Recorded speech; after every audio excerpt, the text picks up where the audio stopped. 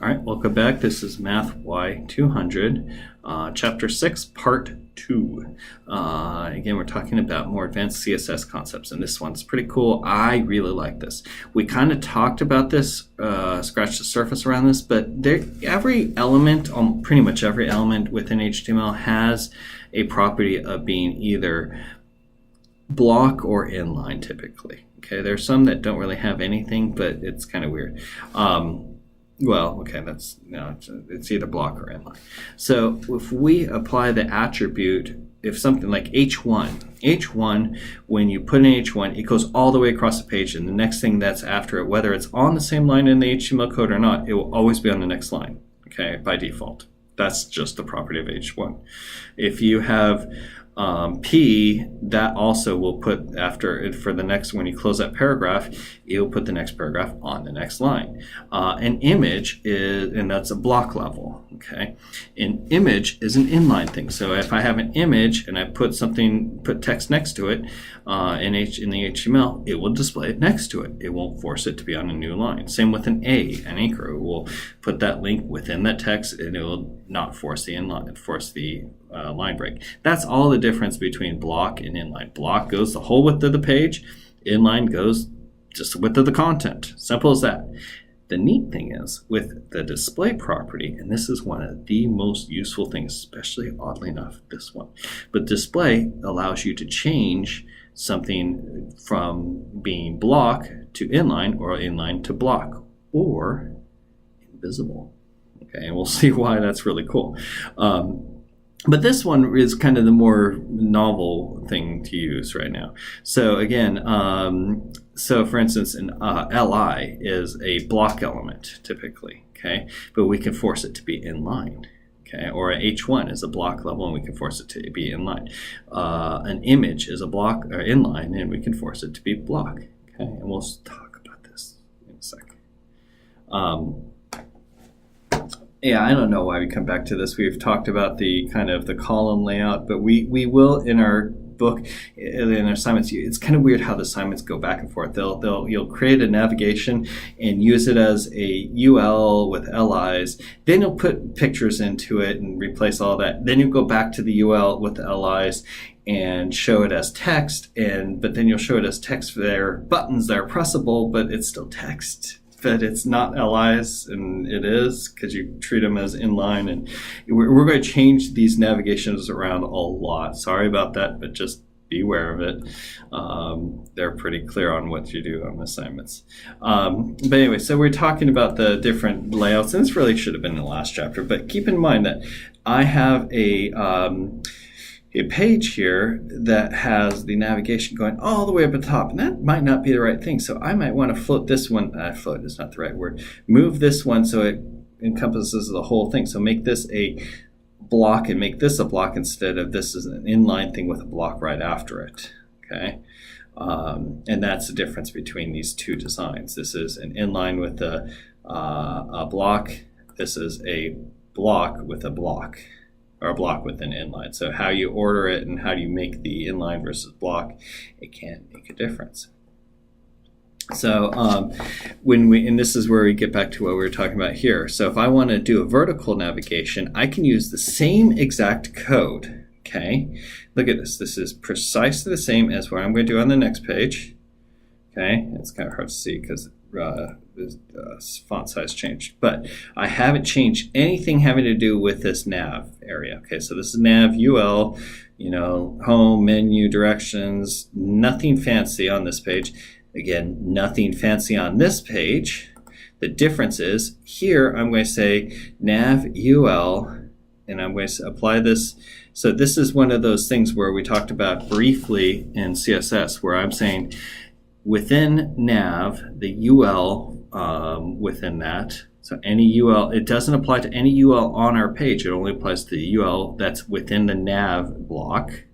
Okay, go ahead and say that the list style type is none. So I take it from having the dots to not dots, and it just looks as text. Kind of nice, because it's still a list, which a navigation is a list, and it pulls out the dots. And between that and the text decoration none, so it doesn't have the underline here. It makes this so it's a lot more menu-like instead of a list that's a menu. It's still a list, and the lovely thing about this is with a simple modification to the CSS, I can make it, instead of going like this, I can make it go like this.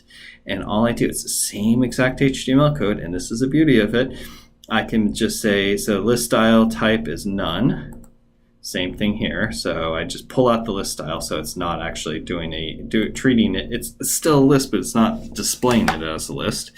And then I say that the nav A, again, text decoration none, that's the same. Padding right, so that means that every item here has a space to its to the right, actually, to the this and this and this. And I give it 10 points or 10 pixels right here, right here, right here. And I switch the display from block, which LI is normally a block, to an inline, okay?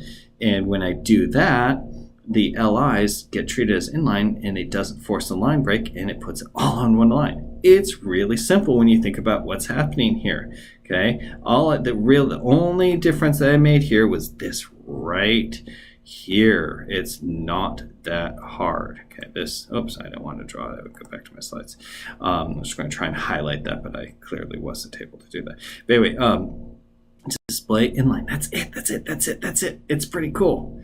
And that's quite literally the only difference, except for putting its padding. And you could put this padding back into this the original one. It wouldn't make a difference because I would just make it so that there's a little bit more padding over here. So it wouldn't make any difference.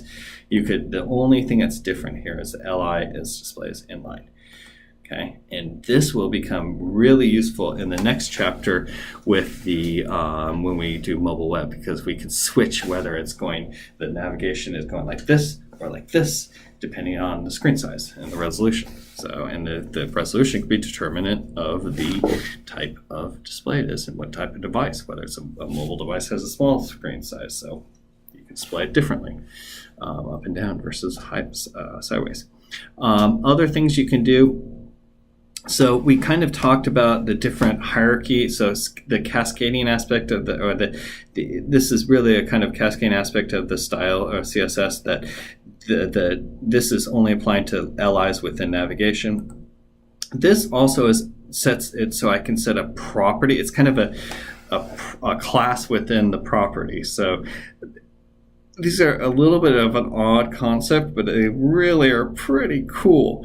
So a link, it means that the default state for the hyperlink is whatever color. So I could set it so like when I move over a link, if I hover with the mouse over the link, it applies this style, and it can change the color, it can change the font size, it can change whether it's underlined, it can change the background color, any number of things I want.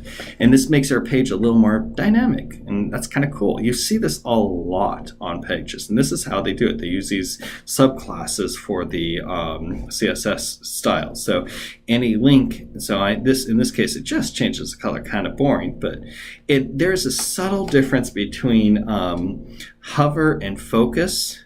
So focus is like when I'm clicking, when I hit the arrow, when I am moving down the page with my keyboard and I move the arrow over something, that gets the focus, but it doesn't necessarily get the hover. When I hover, I have to use the mouse. And again, it's really a bit ambiguous. Generally speaking, you want the hover the same thing as a focus, but it doesn't always have to be. These are really cool to do. So again, this is a way of doing this. So when you move your mouse over, when you don't move your mouse over, it shows you this. When you do, you move your mouse over, it takes off the underline and changes the color. Okay, and that's the hover.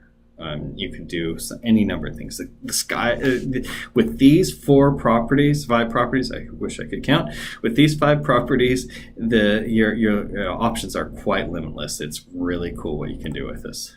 Okay, and you'll see lots of different variations of this, and we'll use this a lot. Oh, this one's just really cool. I'm just going to wrap up this section with this. This one's a funky one. Okay. This allows us to use a logo and still keep the text. So we've been, for our header of our page, now don't confuse the head area of the HTML that specifies the meta and all that good stuff. Don't confuse that with the header area of the actual body. Okay, and that's what I'm talking about here. So if we want to put a picture there like this lighthouse, but still have the text show up so I can like do a search for it or whatever, this allows us to. This is a really cool little trick. What I'm doing here is I'm saying for the H1, and I probably am only going to use H1 once in this case. I could specify a specific area for H1 within either an ID or some sort of subclass or sub area or something, within the header or H1. But regardless, I'm saying indent the text 100%. What does that do? Well, that makes it so it goes all the way over to the right. And then set the white space to no wrap and set the overflow to hidden. And these three things, what they do is they allow the text to move off the side of the screen and have the picture that I want associated with it work for that. And let me see if I can actually show you what I'm talking about. So this would be chapter 6 start. So homework. Oh, I don't have it broken down by chapter. I wish I did. I will show you at the beginning of the next slide. How's that? All right, I will come back to this and we will talk about this. We'll show you exactly this at the beginning.